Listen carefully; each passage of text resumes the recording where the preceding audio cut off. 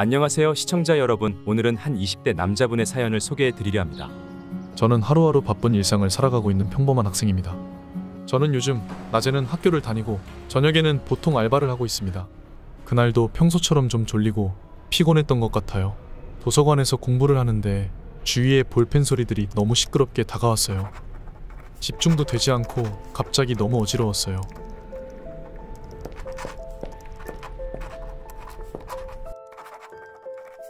그러다 놀라서 그만 소리를 질렀죠.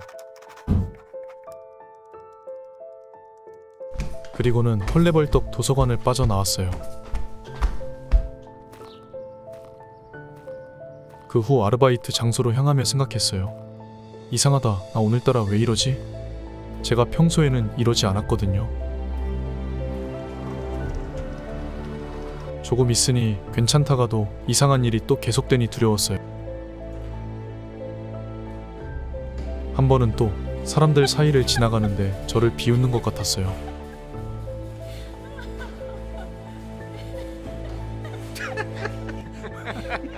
뭐야 저 사람들. 저는 아무 일 없던 듯 다시 일을 해보려고 했어요. 분명 늘 하던 일인데 저는 도저히 집중을 할 수가 없었어요. 그런 와중에 갑자기 손님들이 무섭게 느껴졌어요.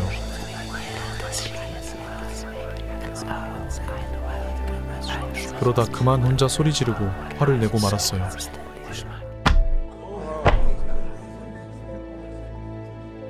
사람이 아무도 없는데도 이상한 소리들은 제 귓가에 정말 미칠 것만 같았어요. 그리고 다른 날 퇴근 길에서도 증상은 반복되었죠. 분명 익숙한 장소인데도 낯설게 느껴졌어요. 점점 일에 자신감도 없어지고 또 이런 일이 반복될까봐 무서워서 아무도 못 만나고 집에만 있어요. 저 이제 어떻게 하면 좋을까요? 사연자님께서 그동안 많이 혼란스러웠을 것 같습니다. 이야기를 들어보니 사연자님은 조기정신증으로 생각할 수 있을 것 같습니다. 조기정신증이 무엇인가요? 정신증이란 사고, 지각, 행동, 인지, 감정의 어긋남을 보이며 현실 검증력 저하로 마음에 영향을 주는 상태를 말합니다. 조기정신증이란 정신적 고위험군과 초발정신증을 합쳐서 말합니다. 청년 시기에 주로 발생하며 100명 중 3, 4명이 관련 증상을 경험합니다. 조기정신증은 한 가지 원인에 의해 발병하기보다는 여러 요인이 복합적으로 작용하여 발병합니다. 그렇군요. 조기정신증은 어떻게 나타날 수 있을까요? 조기정신증의 주요 증상으로는 크게 사고의 변화, 지각의 변화, 인지의 변화, 감정의 변화로 나타납니다.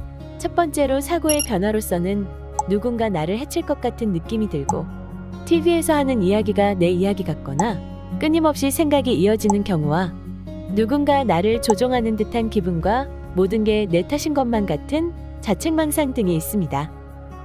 지각의 변화로는 알 수 없는 소리가 들리고 아무것도 없는 상황에서 진동소리나 기계음, 말소리, 웃음소리, 명령 등의 소리가 들리는 환청, 검은 물체 및 추상적인 이미지, 사람 모습 등 다양한 모습이 보이는 환시, 갑자기 느껴지는 촉각, 냄새가 나는 환호, 맛이 느껴지는 환미 등이 있습니다. 인지의 변화로는 집중력과 주의력이 크게 떨어지거나 평소 늘 하던 일인데 어려움을 느끼게 되는 경우, 논리에도 맞지 않고 문법적으로도 맞지 않는 이야기를 하는 등의 모습이 나타나기도 합니다. 감정의 변화로는 쉽게 짜증을 내거나 화를 내는 것 이외에도 기분이 우울하거나 가라앉고 무력하다고 느껴지는 경우, 관심, 흥미, 의욕이 저하되는 경우, 혼란스럽고 어리둥절하게 느껴지는 경우도 있습니다. 이외에도 신체의 변화로 잠을 이루지 못하고 설치는 경우, 식사를 전보다 적게 하거나 폭식을 하는 경우, 특이하게 행동하거나 활동량이 과하게 줄어들고 조용해지는 경우, 실제로는 건강상의 문제가 없으나 몸이 여기저기 아프다고 신체 증상을 호소하는 경우도 있습니다. 그렇다면 조기정신증을 어떻게 해결해 나갈 수 있을까요? 사람마다 느끼는 감정, 어려움의 정도가 다르기에 다양하게 나타나는 신호를 파악하는 것이 중요합니다. 그래서 나 스스로를 점검해보고 스트레스를 다루는 방법을 익히는 게 필요합니다. 스트레스를 관리하기 위해서는 우선 원인을 찾아내고 변화시키는데 적극적인 자세를 가지는 것이 중요하며 좋은 건강 습관을 유지하기, 취미나 여가 활동하기, 건강한 사회적 관계 유지하기 등 자신에게 맞는 스트레스 해소법을 찾는 것을 권장합니다. 환경, 나이에 따라 경험하는 증상은 다를 수 있고 경우에 따라 2가지 이상의 증상을 경험하기도 합니다.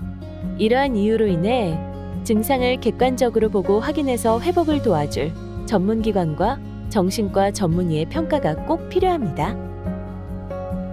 또 조기정신증은 빨리 도움을 받을수록 중증화, 만성화를 예방할 수 있고 회복에 긍정적입니다. 정확한 뇌 상태를 알기 위해서는 정신건강의학과를 이용하는 것이 좋습니다. 그런데 정신건강의학과 방문이 어려우면 어떡하죠?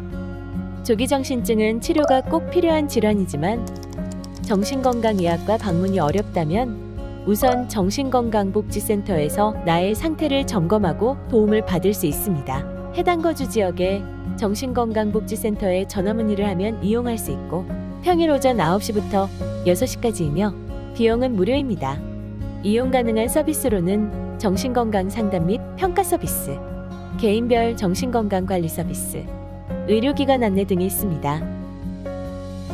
부산 지역에는 16개의 정신건강복지센터가 운영되고 있습니다. 정신건강복지센터에서는 부산 시민 누구나 정신건강 전문가에게 심리평가와 상담, 개인에 맞춘 관리와 의료기관 안내 등 무료로 도움을 받을 수 있습니다. 조기정신증 무서운 것인 줄 알았는데 빨리 도움받기만 하면 괜찮은 것이군요. 그럼 여기서 청취자분들의 댓글을 읽어보겠습니다. 저도 비슷한 일들이 2달째 계속되고 있는데 저도 용기 내서 저에 대해 알아봐야겠어요. 사실은 저도 조기정신증을 앓았는데 빨리 치료를 받아서 이젠 일상에 아무 지장이 없습니다. 사연자분도 힘내세요. 제 지인도 한창 힘들어하다 사실 조기정신증이라고 이야기해주더라고요. 알고 보면 주변에 많을지도 모르겠습니다. 사연자님 회복될 겁니다. 화이팅! 청취자분들의 댓글 감사합니다. 용기 있는 사연 신청을 통해 사연자님뿐만 아니라 비슷한 어려움을 겪고 있는 분들도 함께 힘을 얻을 수 있을 것 같습니다. 청취자분들께 감사드리며 사연자님께 힘이 될 만한 노래 들려드리겠습니다. 조기정신증 당신의 잘못이 아닙니다. 두려워하지 마시고 도움받으신다면 회복할 수 있습니다.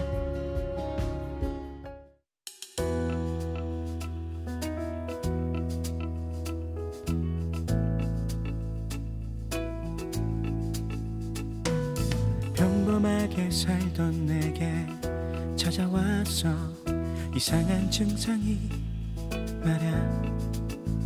나 왜 이래 이상해. 화가 나고 짜증나. 집중이 안 돼. 아무것도 못하겠어. 어떡하죠? 무얼 해야 하나요? 잘 모르겠어요. 네 잘못이 아냐. 괜찮아질 거야. 누구나 겪을 수 있어. 혼자서 숨지 마. 일어날 수 있어. 다시 웃을 수 있어. 넌 이제 혼자가 아니야. 우리가 함께